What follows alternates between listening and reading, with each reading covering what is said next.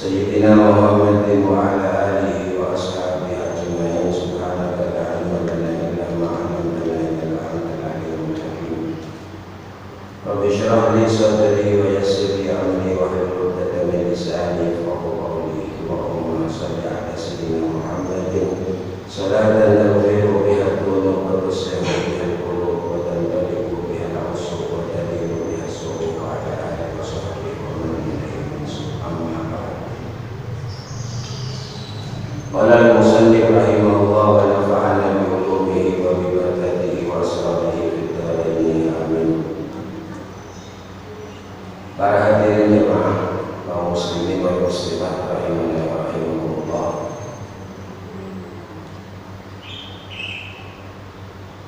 Dalam hadisnya Rasulullah sallallahu alaihi wasallam beliau bersabda, "Al-Fatihah bi qudumi Ramadan harramallahu jasadahu 'ala niran."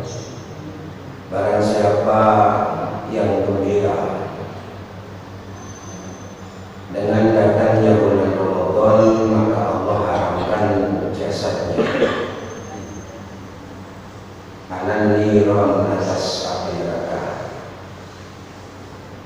Jadi orang yang gembira dengan datangnya bulan Ramadan, maka Allah haramkan jasadnya dari api neraka. Tentunya tidak bisa kemudian kata gembira ini dinisbahkan atau disandarkan kepada materi. Kenapa? Mau tidak mau kondisi atau ya baik tempat ataupun waktu itu juga punya pengaruh. Kalau gembira ini masih terus bersandar atau masih didorong dengan sesuatu yang materi. Contohnya sekarang dalam kondisi yang seperti ini, mau tidak mau tidak bisa mengingkari. Jelas hadisnya Rasulullah ini sulit akan terjadi dalam kondisi yang seperti sekarang ini. Bukan polusi coronanya, efeknya yang ada itu sudah penting. Mau kena mau nggak kena, tapi yang jelas keadaannya sudah begini. Ekonomi sudah mulai imbasnya kena, kemudian efek semua. Bahkan nanti kalau sampai terjadi PSBB, bisa-bisa nanti kita nggak terawih.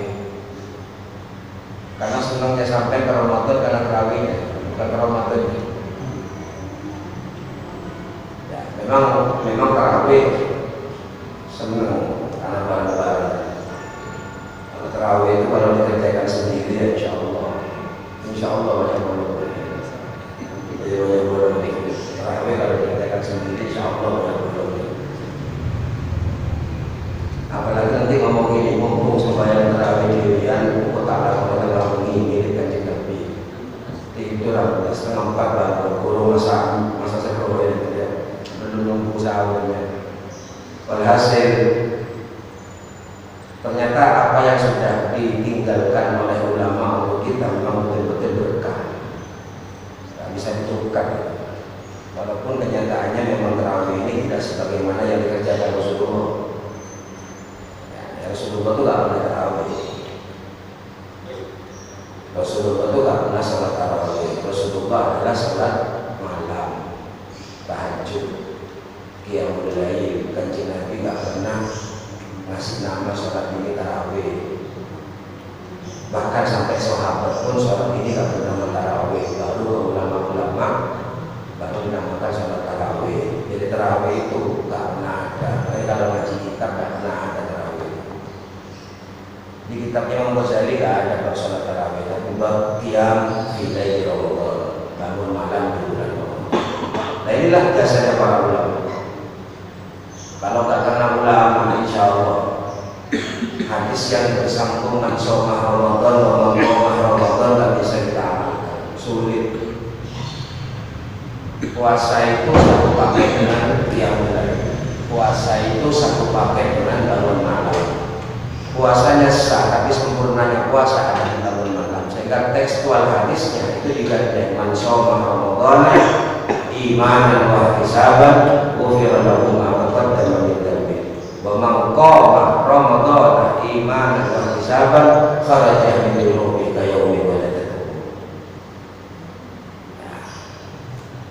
Jadi somah dengan koma ini satu kesatuan. Boleh orang menghukumi puasa walaupun tak terawih tetap sah, ya sah. Tapi kalau tak terawih ya tak sempurna puasa. Karena ini memang satu paket bangun malam.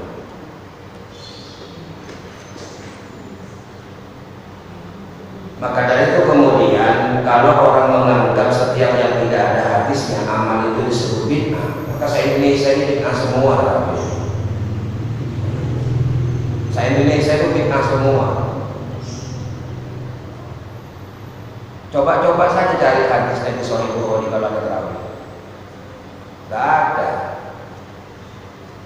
Makanya Rasulullah itu bangun malam di bulan Ramadan karena Ramadan itu mulia. Makanya Rasulullah tidak pernah sholat malam di luar kamar. Sehingga ketika Ramadan Rasulullah keluar dari kamar sholat di masjid. Sahabat kaget, kok tumben lagi di luar malam-malam. Tidak pernah Rasulullah sholat malam di luar dari kamar. Karena lihat Rasulullah sholat malam di masjid, akhirnya sahabat ikut. Orang kan seneng begitu kan, pokoknya nyedot aja begitu, ikut aja. Sehingga sholat di belakangnya Rasulullah, dengan Rasulullah dibiarkan. Pembiaran Rasulullah termasuk hadis. Rasulullah itu kalau merintah itu sunnah. Rasulullah itu kalau menganjurkan pemerintah menganjurkan itu sunnah. Yang dikerjakan Rasulullah itu sunnah, yang diucapkan Rasulullah sunnah. Bahkan yang dibiarkan oleh Rasulullah itu termasuk hukum sunnah boleh. Dan ternyata sahabat dibiarkan walaupun berjamaah dibiarkan. Berarti kan boleh besok malamnya lagi. Lambat laun Rasulullah kemudian dengan ulama hadis dijelaskan khawatir Rasulullah dalam hatinya nanti dianggap sholat malam Ramadan ini wajib, makanya Rasulullah tak keluar. Ya, jadi beberapa malam tak keluar lagi sholat dengan sahabat, beberapa malam tak keluar lagi. Akhirnya para ulama mengambil kesimpulan sholat tarawih itu hukumnya sunnah. Tadi tidak banter-banter sunnah. Sekarang ini langsung naik sunnah. Jadi makanya jangan ngambil hukum. Kalau umat seperti kita mutaakhirin ini harusnya memang punya motivasi untuk mengikuti apa yang sudah menjadi sunnah, contoh para ulama-ulama terdahulu. Jadi hidup ini jangan hanya berpegang kepada sunnahnya Rasulullah Shallallahu Alaihi Wasallam, sebab Rasulullah sendiri itu memberikan pintu terbuka bagi siapapun untuk menciptakan sunnah.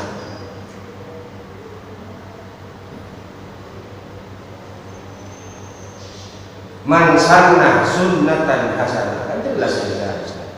Kurang jelas bagaimana? Man sanna sunnatan hasanah, barang siapa yang mensunnahkan sunnah kebaikan. Itu gampang-gampang artinya. Sanna itu artinya memberi jalan, dengan jalan atau memberi contoh-contoh yang baik. Man sanna, barang siapa yang memberikan sunnatan hasanah, dengan sunnah yang baik, falahu ajruha, maka baginya si pemberi contoh pahala, wa ajru man amila biha, dan pahala bagi yang ngerjakan, min ghairi ayat usah, nggak dibagi dua, enggak dewi pahala. Min ghairi ayat usah itu nggak dibagi dua, dewi yang ngasih contoh dapat sendiri, yang ngamalkan contoh dapat sendiri. Man ya, man berarti sapane wong. Nah, kata Jawa gitu, sapane wong. Siapa saja boleh.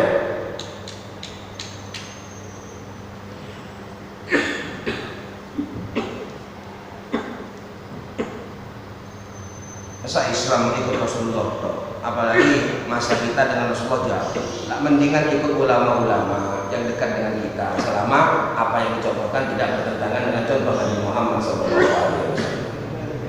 Lebih kondisional, lebih cocok. Ya. Saya sampai orang Indonesia, contoh ulama Indonesia secara kebudayaan, secara syariat gak mungkin berubah. Gak mungkin berubah syariat itu. Sudah matang, absolut, Quran sudah sama. Makanya gak ada kan orang menganggap sholat fardu sunnah. Itu kan sepakat kan? Gak ada orang menganggap sholat fardu itu sunnah. Semua sepakat syariat ini. Tapi kemudian untuk memposisikan diri sebagai warga atau sebagai orang yang tinggal di sebuah tempat, itu paling enak memang untuk orang yang sama-sama. Paling enak nyontoh yang sama-sama.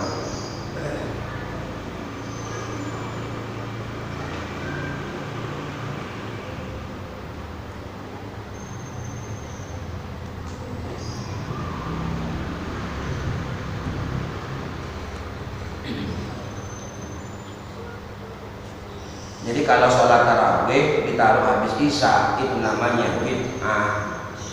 Sekarang awal-awal ada hujan mas sudah seneng kan tidak masalah. Sudah sedikit-sedikit bid'ah, sedikit-sedikit bid'ah. Nanti hanya fitnah ke orang-orang yang nggak ngaji. Dikira bid'ah itu jelek, padahal ada bid'ah hasanah. Ya. Dan itu yang memberikan pembagian bukan kita ulama-ulama. Tidak apa-apa walaupun mengada-ngada, yang penting tetap tidak bertentangan dengan sunnahnya Nabi Muhammad dan memberi nilai positif manfaat. Kan dinamis akhirnya, nggak stuck, nggak hanya begitu aja. Jadi kalau Rasulullah itu senang kurma, kalau Rasulullah senang kurma, sampai nggak usah maksa kalau nggak suka kurma, apalagi memang kena diabetes. Untuk gara-gara sunnah diabetes makan kurma, ya tambah nanti. Kecuali sampai punya akidah kuat, oh itu kurma, mau Quran sampai makan nggak apa-apa. Tapi jangan memaksakan kalau hanya semata-mata didorong ingin ikut Rasulullah, karena Rasulullah nggak pernah nyuruh kita makan kurma. Tahapan hadisnya itu loh, nggak pernah nganjurkan Rasulullah itu. Rasulullah itu nggak pernah nganjurkan kita makan dengan 3 jari. Rasulullah kalau makan 3 jari, tapi beliau nggak pernah nganjurkan, ngasih kebebasan kok, mas saya enak pokoknya jangan terlalu ya. Nah, contoh kalau kita mau mengikuti contoh Rasulullah memang bagus. Tapi jangan kemudian menganggap bahwa orang yang tidak mencontoh itu bukan orang-orang yang termasuk tidak cinta ke Rasulullah, bukan. Rasulullah itu nggak pernah bahas pakaian, karena Rasulullah memang hidup di masa itu, maka berpakaian Rasulullah dengan pakaian masa itu, berpakaian dengan di tempat itu. Rasulullah nggak buat pakaian baru, pakaiannya Rasulullah pakaian orang kampung sana dulu, guys. Tidak masalah dengan pakaian aja, yang penting untuk aurat. Saya sampai lahir di sini pakainya gitu ya gitu aja sudah. Yang senang gamisan ya silakan gamisan, tidak ada larangan senang ya. Tapi nek gamis kayak anu kok sombong, copot aja. Terus saya tidak ngomong orang gamisan sombong, kalau sampai pakai gamis kok ada sombong-sombongnya, lebih baik dilepas aja. Berarti baju itu bawa kesombongan, sama dengan Rasulullah melarang kita berbaju berpakaian sampai dilewer sampai ke tanah. Karena ilat di situ adalah kesombongan, karena bajunya orang dulu pembesar itu semuanya ngelelet, raja Romawi, raja ini semua kan ngelelet. Makanya kan Rasulullah ini ngelelet itu yang bikin haram ngelelet itu karena ada kesombongan.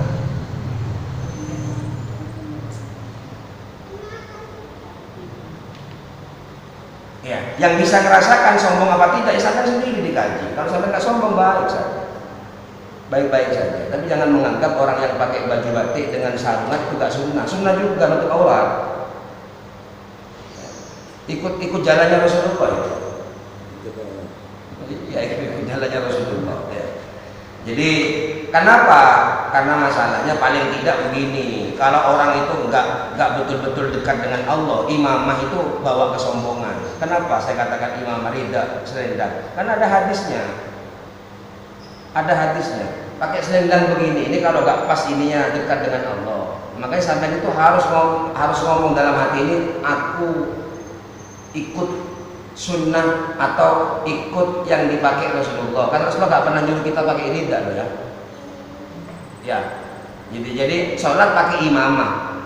Sholat pakai imamah lebih afdol daripada sholat nggak pakai imamah, itu ada hadisnya. Tapi perintahnya Rasulullah jangan diambil secara tekstual saja bahwa sholat itu pakai imamah lebih afdol, karena jiwa kita untuk sampai kepada kondisi imamah, kondisi seorang yang ngayomi, ngasih manfaat, ngayomi, ngasih aman kepada orang, kan gitu. Bagaimana gak lebih mulia sholatnya, wong jiwanya sudah jiwa imamah. Makanya Allah Subhanahu wa taala dalam hadis qudsi mengatakan begini, apa?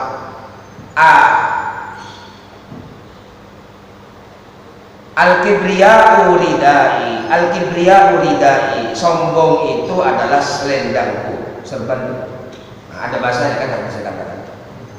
Nah, jadi ngaji ini harus begini, harus kenal dirinya sendiri. Kalau sambil pakai serban kok tambah ayam, tambah enak, tambah mantap, silakan teruskan. Tapi nek ikis mulai berprotokol ngene, mlaku sih jadi serbanan. Nah, dibakar serbanan. Ini terasakan sendiri. Ngaji itu ngaji ini apa dewi, tidak usah menghukumi orang. Saya ngajak untuk berpikir karena bahasa ridha itu masuk ke hadis. Kibriya al-kibriya ridai, sombong itu adalah selendangku. Wal azam, keagungan itu adalah izari, pakaianku. Izar, sarung. Izar itu gamis, karena bentuknya sarung. Kayak sarung. Faman nasi'ani wahidan minhuma, barang siapa yang memakai salah satu dari keduanya, ngambil dari saya, alqaituhu finnar, saya lempar dia ke neraka. Jadi yang paling penting adalah begini, sombong dan keagungan. Orang kalau hidupnya hanya cari besar diri atau cari keagungan diri, ini masuk sudah. Ternyata barang yang ditunjuk oleh Allah, yang ditunjuk adalah ridha sarung. Orang-orang dulu itu nek sholat sarungan, nek sawah buka sarung. Sarung kok kayak ngantarkan saya, nganggap saya orang soleh kan gitu. Seneng delok wong, yang wong soleh, buka aja bahaya saya. Yang penting enggak nutup aurat gitu. Nah, sepenting enggak buka aurat. Jadi apa yang terjadi dalam hati diobati sendiri, harus dikenali sendiri. Yang rusak-rusak penghambaan kan itu. Jadi hidupnya dalam dia cari ilmu, dalam dia cari harta, semuanya adalah untuk mencari kebesaran diri. Kibriya itu kebesaran diri. Adapun ekspresinya terserah, mau menyek orang, mau mengecilkan orang, mau nolak kebenaran itu ekspresi. Tapi yang jelas kibriya itu al-kibru, besar. Kalau sudah ingin dirinya besar di hadapan manusia, itu sombong. Belum berekspresi, belum ya. Mulai ngaji, nyekolahkan anak, jadi wong gede, jadi wong mulia, tidak boleh itu. Tidak boleh. Orang mulia itu di sisi Allah, bukan di sisi manusia. Dan syaratnya cuma satu, takwa. Ya nyatanya sampai punya cita-cita anak yang jadi wong gede ya gak jadi. Nah, jangan tutup kepastian. Rugi, punya dia dari awal tapi gak jadi pun tetap rugi. Sudah digiring, ini disuruh Allah nyari ilmu. Apa katanya Allah menjadi apa saja? Yang paling penting adalah orang takwa itu anfa'uhum linnas, paling manfaat. Jadi apa kayak manfaat, guys.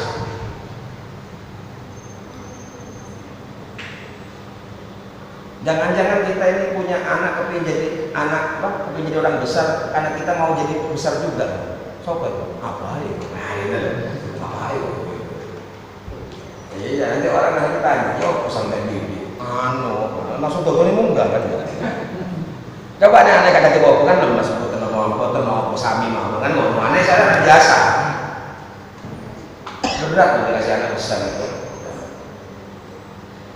Ya nggak usah ngomongin orang, sampai dikasih anak jenderal nggak sombong ya hebat loh ya.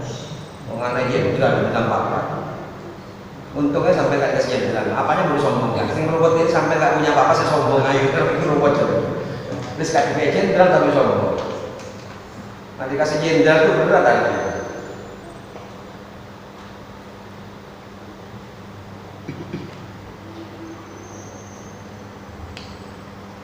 Jadi para jamaah rahimahna wa rahimakumullah, ya. Ternyata memang gembira itu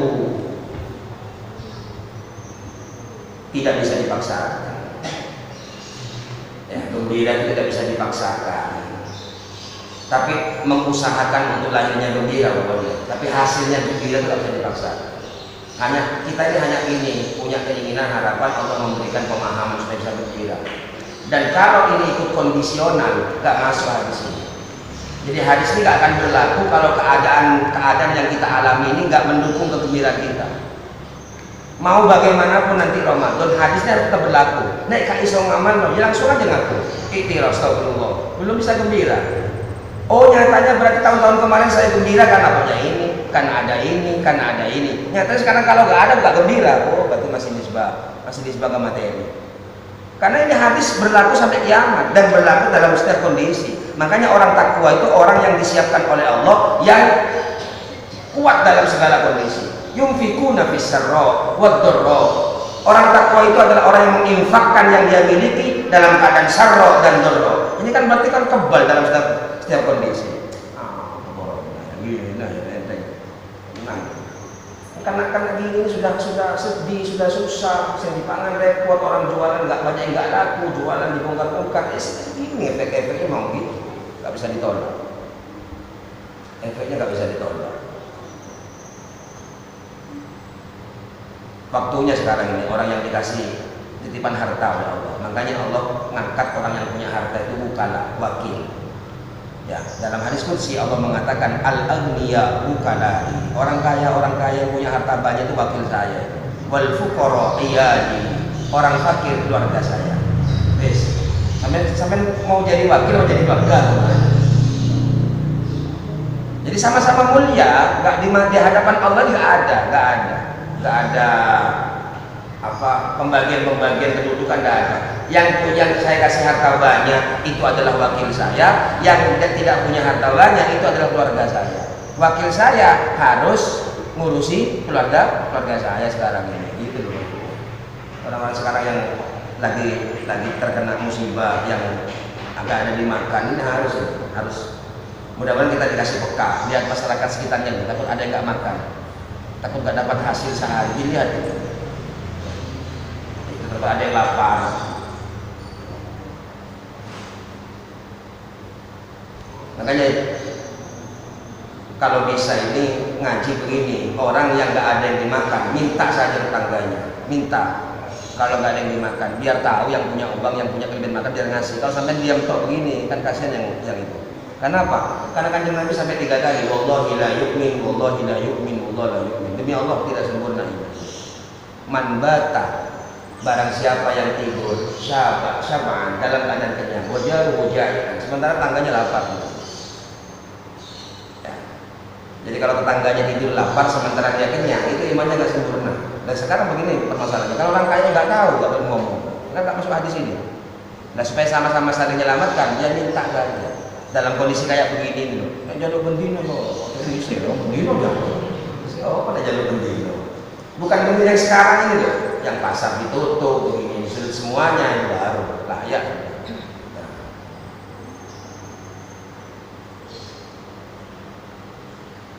Enggak dosa juga kalau seandainya orang masjid ini mengeluarkan uang untuk ngasih makan orang yang nggak bisa makan. Dosa dari mana uang itu uangnya orang banyak? Malah jadi sedekahnya orang banyak atas nama masjid, bukan atas nama pribadi. Ya. Yang haram itu begini loh, yang haram ini kalau fikih. Nek ono wong nyumbang, iki aku nyumbang, tukokno iki. Lah itu kan ditukokno itu baru. Nah sekarang yang nyeleng nggak pernah ngomong kok untuk masjid. Nah, segala bentuk amal bernamakan masjid sudah masuk. Mau mengumpulkan anak yatim, mau disantuni pakai uang itu boleh saja. Ya soalnya tapi listriknya, bu, yang anak yatim ngeput listriknya harus pedot buat orang banyak gitu. Tata sendiri maksudnya, tapi boleh semua ya, boleh. Yang nggak boleh itu dibelikan sapi untuk korban, itu nggak boleh. Gitu. Karena kurban itu diwajibkan untuk perorangan, dianjurkan untuk perorangan yang mampu. Makanya nggak boleh diganti dengan uangnya masjid. Nggak mampu kasih kurban, nggak perlu masjid keluarkan uang kurban. Tapi juga nggak boleh kalau ada orang korban terus uangnya dipakai untuk bangun masjid. Terus kalau satu sapi itu sakit lebih-lebih, kata kayak masjid aja kayak bangun, nggak boleh, nggak boleh. Itu sudah fikih, hukum fikih nggak bisa diukur begitu. Orang yang naruh uang untuk beli sapi ya belikan sapi, jangan untuk bangun masjid.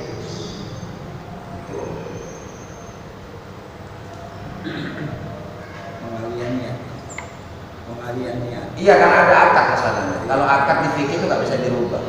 Ya, makanya uang masjid yang dicelengi itu nggak ada akad, itu dipasrahkan ke struktur kepengurusan masjid. Pertanggungjawabannya ke Allah. Itu KPK gitu. Jadi jangan khawatir kan gitu. Jadi lebih berat lagi ke Allah, dia bukan KPK ya. Jadi mau diapakan dengan orang-orang masjid sampai harus pasrah, sampai naruhnya diam kok.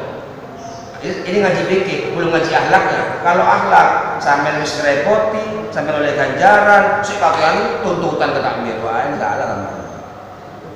Sampai lu harus terima kasih bisa naruh uang ini. Jangan pernah menganggap punya jasa. Sampai punya harta disalurkan, kemudian ada yang mau repot-repot ngurusi harta sampai itu menyalurkan. Makanya tanda-tanda kiamat adalah ketika orang kaya sumpek mau nyumbang, nggak ada yang mau disumbang. Itu tanda-tanda kiamat besok. Nyari orang fakir lu repot. Besok ini, saya yang kaya-kaya bingung, kayak sopo ini, kayak sopo. Sekarang mumpung ada badan yang mau repot-repot begini kan bersyukur kita sudah, terima kasih. Biar gak punya hati ini. Tapi kalau sampai mandeng gini, kurang kipas sih, maunya. Titip, belikan kipas biar belikan AC langsung. Jangan tidur bayang lain, kan ada akad sebenarnya. Itu caranya. Tapi kalau diam saja kasih uang ya terserah takmirnya mau beli apa. Yang paling dibutuhkan menurut sudut pandang takmir kan takmir diamanati. Genteng nih, ngurusin ini genteng. Ngurusi sing saiki iki lho, Jumatan tutup enggak ini berarti tanggung jawab takmir ya. Jumatan tutup enggak ini ya. Makanya kalau untuk orang awam saya sudah pesan ya, mau diapakan saya ikut saja lah sudah. Ya. Mau diapakan, mau masjid ditutup ikut aja sholat zuhur, gak usah pakai banyak ngomong, biar imannya gak pecah-pecah. Nanti omongan sampai yang rusak imannya nanti. Oh, takmir kok wedoan gini, enggak ada gitu. Pokoknya masjid tutup sholat zuhur gitu aja. Tapi di takmir itu ada amanah untuk ambil kebijakan yang paling benar, sudah hati-hati. Sekarang waktunya ini, ya. Jadi kalau kemarin-kemarin kan cuma mikirin masjid, ini. Sekarang ini mikirin yang ini. Nah, ini kalau akhirnya nggak bisa Jumatan, ya, kalau mereka sudah ngasih larangan ya sudah daruri berarti. Sekarang kan masih usaha, masih cuci tangan, pakai masker. Nah, seandainya nanti nggak tahu, ya tenang aja sudah biasa.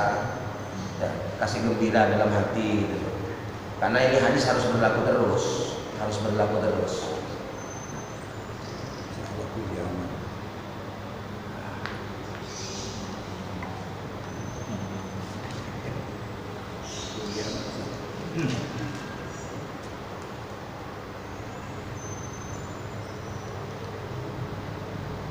Al-hadisu fima rawahul Qudai Ani bin Umar dari Sayyidina Abdullah bin Umar, Rasulullah sallallahu alaihi wasallam bersabda, "Khiyar ummati ulama'uha."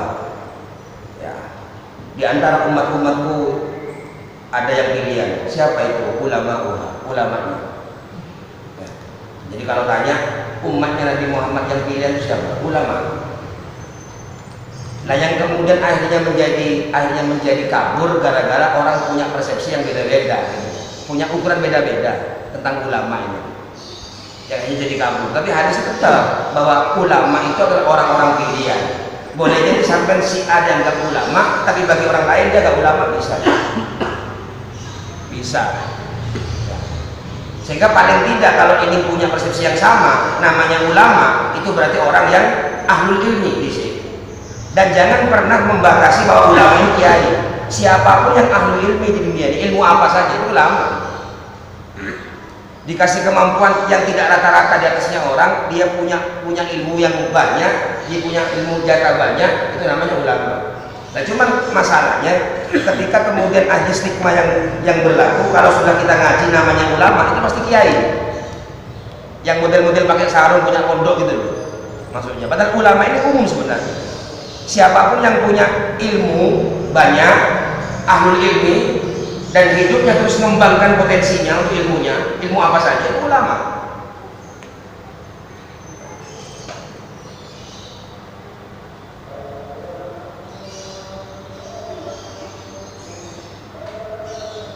Masuk semua kan ulamanya.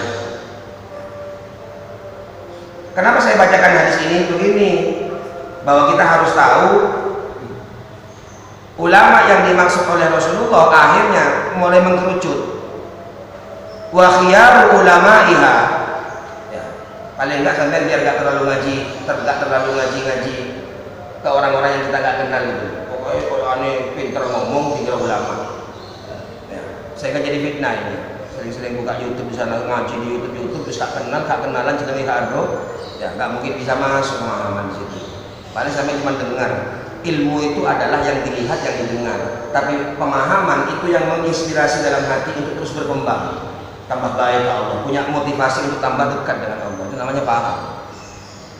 Orang boleh saja cari ilmu, karena ilmu itu wilayahnya adalah penglihatan, pendengaran, itu ilmu. Tapi pemahaman itu Allah yang ngasih, nggak bisa dipaksakan dari mata telinga masuk ke hati, nggak bisa kalau nggak Allah. Sehingga masuknya ke dalam hati sebagai pemahaman itu harus ada real, harus ada akad antara yang ngaji dengan yang ngajari, antara alimun dengan muta'alimnya, harus ada akad keridoan, akad suhbah, ya, akad pertemanan, padu kenali. Kajian Nabi gak mau ngaku sahabat itu sebagai muridnya, antum sahabi, namanya akad suhbah. Jadi ilmu ini semakin dipahami, semakin memberikan power, kekuatan untuk bisa taat ke Allah kalau ada akad suhbahnya, sehingga harus kumpul suhbah gitu. Gak bisa ilmu gitu itu. Sehingga makanya jangan heran sekarang ini kayak tadi itu aja, sampai alhamdulillah ikut ulama-ulama sepuh, ulama-ulama salaf ya, terawihnya taruh di Isya karena kasihan. Kamu buai terawih dengan Isya, ambil Allah hitung tahajud, kan begitu kan? Kalau ulama yang sepuh-sepuh yang latih, yang lembut-lembut itu gak keren-keren begitu. Jangan nanti aja tengah malam, setengah 2, jam 2. Karena Rasulullah itu sulusul lail, tahajudnya di Ramadan umpamanya. Rusak semuanya, gak akan bisa orang. Hanya ulama nyari jalan, ya apa ya? Orang ini bisa ikut terawih, ikut qomah Ramadan, mikir. Oh, karena alim, ilmunya boleh, fahamnya dapat, hanya mikir begini. Oh, ada hadis, bunyinya begini, man shallal isya jama'atan faka'annama qoma nisfal lail. Orang yang sholat isya jamaah itu sama seakan-akan dia bangun setengah malam. Nah, karena sudah bangun setengah malam, susulkan sholat tarawihnya. Jadinya sampai sekarang ini berkah, bertahan. Daripada sampai nanti ganti-ganti, kurang afdol itu, engkau biar aku jam 12 bengi, jam 1, paling sak minggu tok ini. Nah, mungkin sampai 1 bulan. Makanya jangan berubah-ubah apa yang sudah ditinggali oleh ulama. Ini sunnah, tapi bukan sunnahnya Rasulullah. Nek wong biyen gak ngurusin keting api dilakoni, sekarang ini sunnah masih dibagi-bagi. Apa ibu? Sunnah sapa ibu? Rawahu sapa ibu? Sahih apa hasan apa dhaif? Wah, ngurusi iku ngurusi San. Tinggal sampai belajar ngaji hadis sudah. Gak pakai ngurusi itu. Iya. Agak mau tapi tarawih mau ke Isya. Alhamdulillah. Jadi, nah sekarang mengkerucutnya begini. Wa khiyar ulama'iha. Di antara orang-orang yang punya potensi keilmuan banyak tadi itu, luas tadi itu, mengkerucut akhirnya yang menjadi pilihannya Allah. Menurut Rasulullah SAW. Ruhama'uha yang paling jelas. Ini hadis untuk ulama, ini bukan untuk sampean, bukan untuk saya. Hadis ini disampaikan Rasulullah untuk ulama. Kalau sampean nggak hati-hati ngaji hadis ini, sampean nanti aja milih-milih. Wah, itu ulama ini kurang belas, nggak usah begitu. Ini motivasi untuk ulama supaya untuk menjadi pilihan ulama, pilihan di mata Allah di hadapan Rasulullah. Maka potensi yang harus dihadirkan lagi selain pengetahuannya adalah welas kasihnya, rahmatnya. Karena ini paling tinggi, ya, paling tinggi. Doanya orang mati paling tinggi apa? Orang mati kan simbol orang menghadap pada Allah. Allahumma ighfir lahu warhamhu. Sudah aslinya. Malaikat juga begitu, doakan kau Allahumma ighfir lahu warhamhu. Kalau sudah kena rahmat. Bagaimana kemudian akhirnya bisa ruhama? Berarti harus ada sifat rahmat. Bagaimana rahmat? Perbanyak rahmat yang diberikan Allah. Cari rahmat sebanyak-banyaknya Allah. Ternyata rahmatnya Allah itu bisa diakukan, bisa punya korelasi sholawat.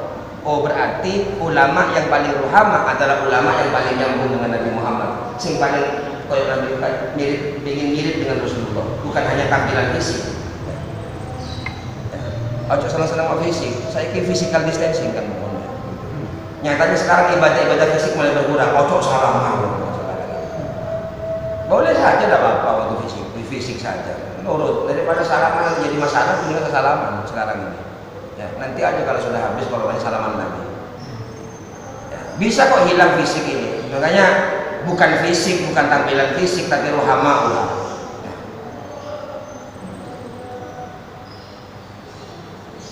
Jadi pilihannya Allah adalah ulama, ulama pilihannya Allah adalah ruhama. Jadi saya ulangi lagi, hadis ini untuk ulama. Kita nggak usah milih-milih, yang penting kita mau ngaji ke siapa. Kalau mau cari ilmu, kalau mau ngaji ilmu fikih, cari orang yang alim fikih. Kalau orang mau ngaji hadis, cari orang yang alim hadis. Selesai. Ya, untuk jadi pemahaman itu lihat sampai sendiri dengan saya. Bukan ngurusi gurunya, bukan. Kecuali gurunya itu di hadapan, di pendapat, di penglihatan kita sudah berbuat mungkar itu berarti berbuat sesuatu yang dilarang oleh Allah. Makanya kok ini keliru ngaji kok gini. Oh, guruku Tuhan mana?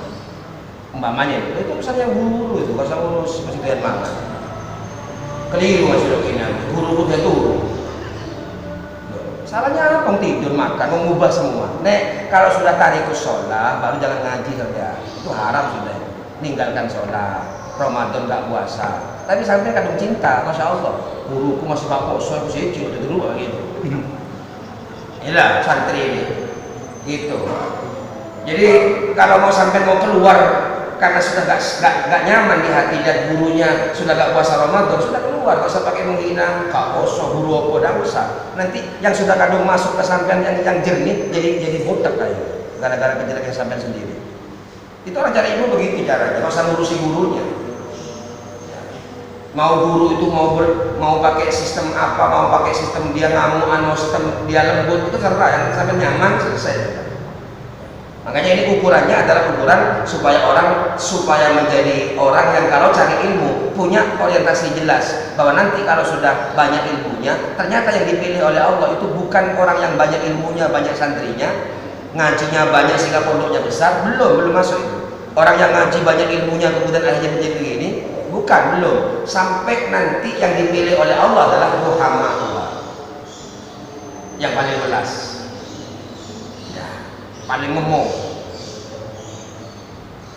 Irhamu man fil ardi yarhamukum man fis sama. Paham? Nah, para hadirin, ternyata ketika kita baca hadis ini, ruhama, cari sekarang ya. Kira-kira yang pasti ruhama di dunia ini siapa? Yang pasti ruhama kepada kita, orang tua. Berarti orang tua itu orang tua kita, ulama kita itu. Karena tidak ada manusia yang oleh Allah kita disuruh untuk mintakan rahmat. Salah bentuknya bentuk fil amal, warhamhuma. Ini kan ruhama, rahimah. Jadi doa khusus orang tua, doa yang khusus diajarkan Allah. Allah mengajarkan kita berdoa khusus orang tua kita. Itu bunyinya warhamhuma. Wa qur rabbirhamhuma. Ya. Jadi kalau di Quran itu bunyinya Rabbirhamhuma kama rabbayani shaghira. Yang teks ini loh ya. Nanti ada Rabbighfirli wa liwalidayya wa liman dakhala baitiya mu'minan wa lil mu'minina wal mu'minat. Nanti lain kalimat. Yang bunyinya kama rabbayani shaghira itu warhamhuma, enggak pakai waghfir. Enggak pakai minta ampun. Jadi anak gak usah mintakan ampun orang tua. Yang pas itu anak itu mintakan rahmat orang tua. Karena kalau rahmat yang diminta pasti maghfirah. Sudah satu paket itu, bukan berarti anak gak mintakan ampun. Jadi bunyinya itu adalah Allah mengajarkan kita untuk mintakan rahmat, karena orang ini rahmat tanpa embel-embel. Makanya ulama itu sebenarnya di hadapan Allah, orang punya ilmu itu sebenarnya bukan ukuran materi saja, harus punya pengetahuan. Karena apa? Karena di hadapan Allah ulama itu ukurannya ketaatan. Ati rabbaka takun aliman, ati rabbaka takun aliman. Taatlah kamu kepada Tuhan, kamu akan jadi orang alim.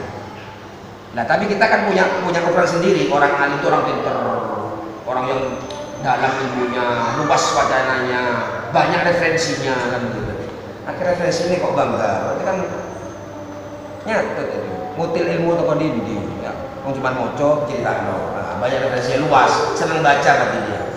Padahal yang hebat itu ulama itu karena ketaatannya kepada Allah, ketaatannya yang tidak berorientasi kecuali hanya ke Allah, ketaatannya yang termotivasi hanya karena Allah, minallah, bukan untuk apa-apa. Akhirnya ketaatannya adalah semata-mata untuk menumbuhkan iman. Iman itu adalah, kemarin sudah saya baca, berakhir kepada sabar. Sabar kembali kepada sholawat Nabi Muhammad lagi. Makanya Sya'ban ini disenangi Rasulullah. Karena apa? Semuanya bermuara ke sana. Mau ngaji apa saja yang dicari sabar, mau ibadah apa saja yang dicari sabar. Nek tak nemu iki belum berarti. Karena iman itu ujung-ujungnya sabar, bukan syukur. Lu gak syukur tak? Orang kalau bisa sabar pasti syukur. Maka nabi-nabi yang Rasul 25 itu semuanya dominannya sabar.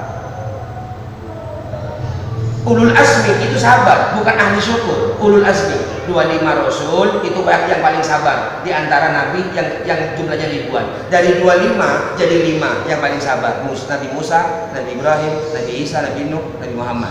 Dari 5 ini yang paling sabar Nabi Muhammad SAW. Yang diceritakan sabarnya para nabi itu. Sehingga makanya iman itu ujungnya sabar. Nek wong sabar pasti syukur.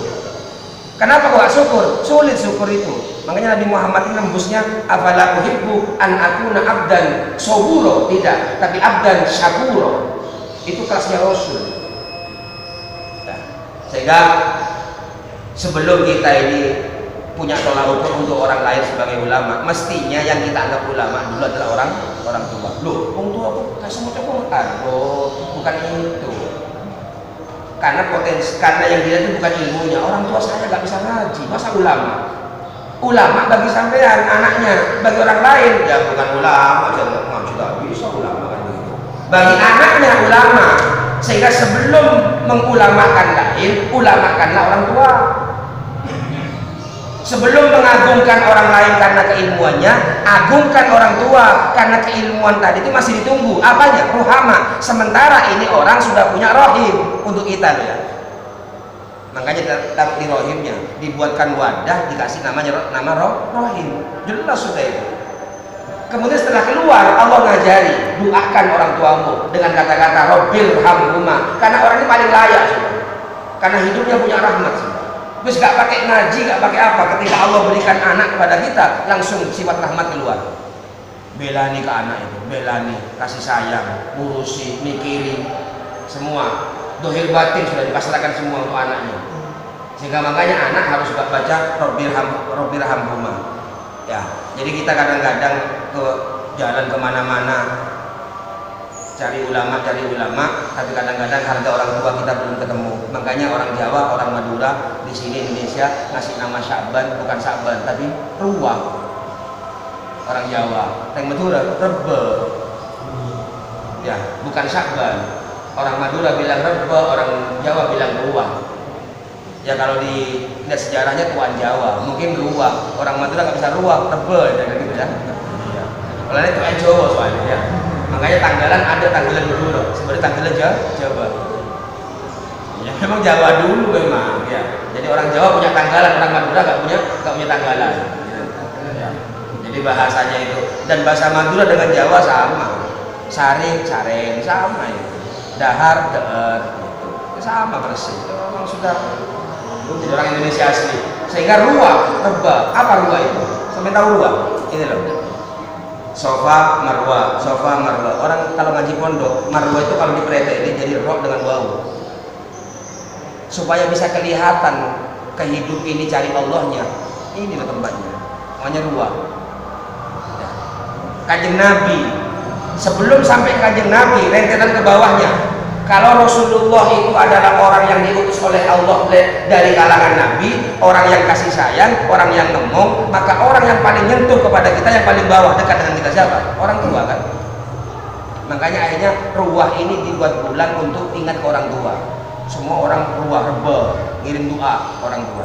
Nah, akhirnya inilah yang jadi alasan di samping ngaji ini ngaji terakhir, kita nanti habis isya penutup. Alhamdulillah teman-teman di sini kemudian mengadakan doa sama-sama untuk orang tua. Karena kesempurnaan ilmu adalah ketika kita menjadikan orang tua paling mulia di dunia ini. Hanya kita belum paham saja. Sehingga kita cari pemahaman bagaimana caranya orang tua ini menjadi paling mulia. Sehingga kalau kita sudah menganggap orang tua paling mulia, kita main ke kiai siapa saja gak salut, gak takjub. Yang ada hanya gini, saya main ke sini hatinya karena memang disuruh Nabi Muhammad. Coba bagus mana sampean main ke ulama karena sampean seneng atau cari sesuatu yang diinginkan sampean dengan sampean ngomong saya main ke sini ini karena memang disuruh Rasulullah. Jalisil ulama, duduklah dengan ulama. Kenapa? Bagi saya orang hebat cuma di rumah itu. Orang tua saya paling hebat sudah. Karena kalau bilang ruhama, mereka paling ruhama, jelas sudah ke saya. Syekh Abdul Qadir ruhama, tapi saya nggak tahu. Saya kan dapat cerita toh. Saya tahu ruhamanya Syekh Abdul Qadir, nggak tahu, nggak pernah ngumpul. Jadi ini penilaiannya. Kalau orang tua, saya tahu orang tua saya. Ini saya sekarang hidup ini. Jadi ini ukurannya. Jadi kalau bahkan jangankan hanya taraf wali, Nabi Muhammad juga tersinggung dengan Uwais ditinggal. Terus nyampe nomane namu. Ya kalau saya jadi kayaknya tersinggung. Kak Tinta ini itu kontinta. Padahal suruh nunggu dengan Siti Aisyah. Nunggu sebentar lagi sudah nyampe. Gak ditunggu dengan Uwais. Padahal Kanjeng Nabi yang megang pintu surga ditinggal dengan Uwais. Yang megang pintu surga Habibullah, kekasihnya Allah. Kalau lain-lainnya kan waliullah toh. Nabiullah, ini Habibullah, kekasihnya Allah. Dengan Uwais gak ditunggu. Gara-gara janji ke ibunya, pokoknya saya nyampe Madinah, gak ketemu, pulang. Tapi Nabi Muhammad paham lah, itu orang paham ini. Ya, kuncinya di sini orang tua. Makanya ridho Allah biridhol. Wah, kamu nih cok itu. So ini cari ridhonya Allah. Kalau gak cari ridhonya orang tua, bagaimana orang tua biar ridho? Sampean ridho dulu orang tuanya. Dengan saya ini baru ridho Allah. Nek ngenteni wong tua ridho kapan dulu? Nah, nek ridho orang tua, nah makanya ngaji ini muaranya ke sana. Sehingga alhamdulillah nanti kita bareng-bareng selamat. Mudah-mudahan barokah, manfaat. Al-Fatihah. Alhamdulillah minasyaitonir bismillah. Ya Rabbi nasta'in sallallahu alaihi wasallam. Subhanallahumma wa bihamdihi asyhadu an la ilaha illa anta astaghfiruka wa atubu